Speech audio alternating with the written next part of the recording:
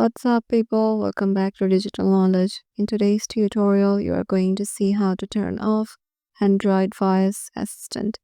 So, as I'm a Samsung user, I'm going to show you in this. Head over to the settings application. Once you're there, just go to the button, scroll to the button, and go to accessibility.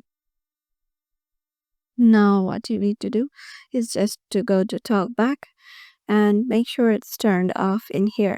So how you can use TalkBack: swipe right or left to move between items and double tap to activate an item and drag two fingers to scroll. So if you want to turn off TalkBack or Android Voice Assistant, and just tap use TalkBack and there will be an outline. Double tap it. On the confirmation message, tap stop and there will be an outline. Double tap it. So yeah, this is how you can turn off Android Voice Assistant. Hope this video will help you out and we'll see you in the next video.